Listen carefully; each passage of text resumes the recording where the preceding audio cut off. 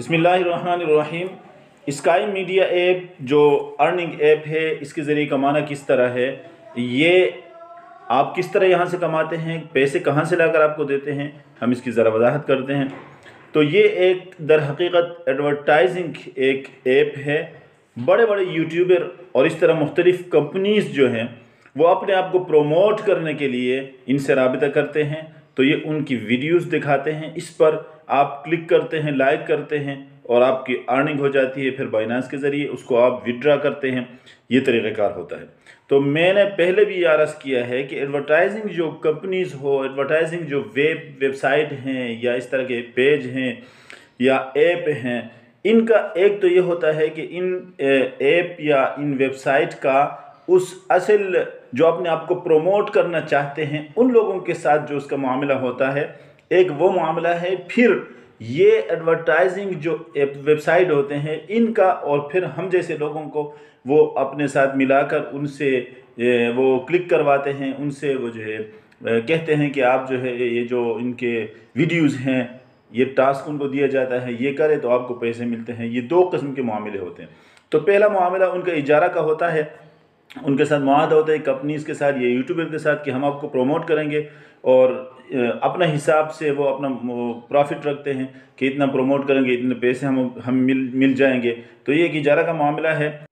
میں نے پہلے بھی عرض کیا کہ یہ اس وقت جائز ہے اس کے اندر کچھ شرائط کو اگر ملحوظ رکھا جائے۔ پہلی شرط یہ ہے کہ وہ حرام چیزوں کی ایڈورٹائزنگ نہ کرے، اور دوسری بات یہ ہے اگر حرام چیزوں کی ایڈورٹائزنگ کریں گے تو یہ جو کمائی ہے، مسلمان اگر اس طرح کرتے ہیں تو ان کے لیے حرام ہے، اور اگر ایڈورٹائزنگ جو کرتے ہیں وہ حلال چیزوں کی ہے لیکن اس کے اندر وہ فحش مواد کا استعمال ہوتا ہے، تو اس صورت میں یہ عمل جو ہے حرام ہے۔ کمائی کو پھر بھی حرام نہیں کہا جا سکتا، لیکن اس میں پھر بھی کراہت ہے ایک قسم کی۔ اور تیسری بات یہ ہے کہ یہ ایڈورٹائز جو لوگ دکھاتے ہیں، وہ جن لوگوں کو دکھایا جاتا ہے وہ اجرتی نہ ہو، یعنی کچھ مخصوص لوگوں کو کہا جائے کہ تم ہمارے اس ویب سائٹ کے اندر سے یہ اشتہارات دیکھیں، ان ایڈورٹائز کو دیکھیں، آپ کو اتنے پیسے دیے جائیں گے۔ تو یہ تو پھر اس کے ساتھ جو کمپنیز یا یوٹیوبر ہیں ان کے ساتھ دھوکہ ہو جائے گا۔ ہاں، اگر وہ اس بات پر راضی ہیں تو اس صورت میں یہ درست ہو سکتا ہے۔ اب اگر یہ ایڈورٹائزنگ جو ویب سائٹ ہے جیسے اسکائی میڈیا ہے، یہ لوگوں کو، مختلف لوگوں کو کہتا ہے کہ آپ ہمارے اس ویب سائٹ کو جوائن کریں اور اس کے اندر آئے، اس کے اندر مختلف ٹاسک ہیں، پہلے پیسے لگائیں، انویسٹ کریں، اور پھر مختلف ٹاسک ہیں ان کو آپ انجام دیں تو آپ کو پیسے ملیں گے۔ ایک یہ معاملہ ہے۔ یہ معاملہ شریعت کا کون سا معاملہ بنتا ہے؟ اسی سے بحث ہے، اور یہی اصل چیز ہے جو عام لوگ اس کو کرتے ہیں۔ اس کا جو طریقہ کار ہے، اس میں جب آپ اس ایپ کے اندر جاتے ہیں تو VIP 2 سے لے کر VIP 8 تک اس کے لیول ہوتے ہیں، تو ان کے مختلف ریٹ ہیں، اس میں آپ کام کرتے ہیں۔ مثلا لیول جو VIP 2 ہے اس میں $400 آپ انویسٹ کرتے ہیں، اور VIP 3 میں 1250 کرتے ہیں، VIP 4 میں 2500 کا، 5 میں 5000 اور 6 میں آپ 10,000 انویسٹ کریں گے۔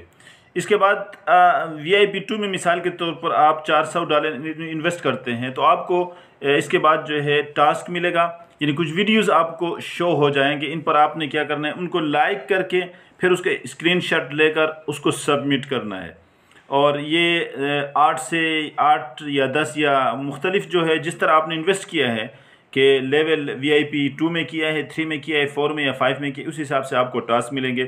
ان ٹاسک کو کرنے کے بعد ان کا اسکرین شاٹ لے کر جو لائک آپ نے کرنا ہے تو پھر آپ سبمٹ کریں گے۔ اس کے بعد آپ کو جو ہے آپ کا منافع آپ کے اکاؤنٹ میں آئے گا۔ یہ روزانہ کے حساب سے آپ کو $10 یا جس طرح آپ نے انویسٹ کیا اس حساب سے آپ کو منافع ملتا رہے گا۔ تو یہ اس کا طریقہ کار ہے۔ اب اس کے شرعی حکم کی طرف ہم جاتے ہیں۔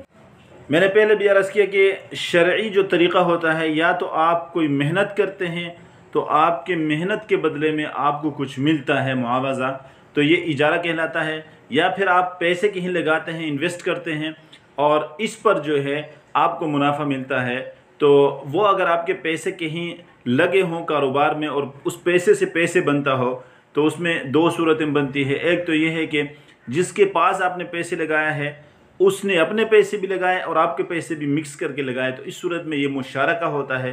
اس میں اگر آپ دونوں بندے عمل کریں، کاروباری عمل دونوں کریں تو یہ درست ہوتا ہے۔ اور اگر उस बंदे ने पैसे नहीं लगाया, आपने पैसे लगाए हैं और वो अमल करता है, तो उस सूरत में कारोबारी काम वही बंदा करेगा जो आपने पैसे लगाए हैं, आप काम नहीं करेंगे। अगर आप पर काम करने की शर्त लगाई जाएगी तो ये मामला फासिद होगा और ये मामला जो है मुज़ारबा कहलाता है। अब स्काई मीडिया ऐप में जो आप पैसे लगाते हैं, इन्वेस्ट करते हैं और इधर से आप मेहनत भी करते हैं, टास्क मुकम्मल करते हैं, तो इसका मतलब ये इजारा नहीं है, क्योंकि इजारा में सिर्फ मेहनत होती है, टास्क मुकम्मल करने होते हैं, उसका पैसे मिलते हैं और उसमें इन्वेस्ट नहीं करना होता। अब अगर आपने इन्वेस्ट किया है तो आपके जो पैसे हैं, क्या ये पैसे किसी कारोबार में लगते हैं? अगर ये कारोबार में लगते नहीं हैं, ऐसे ही पड़े हैं लेकिन आपको मुनाफा मिल रहा है, तो फिर ये आपके पैसे के ऊपर आपको मुनाफा मिल रहा है, ये सूद बनेगा।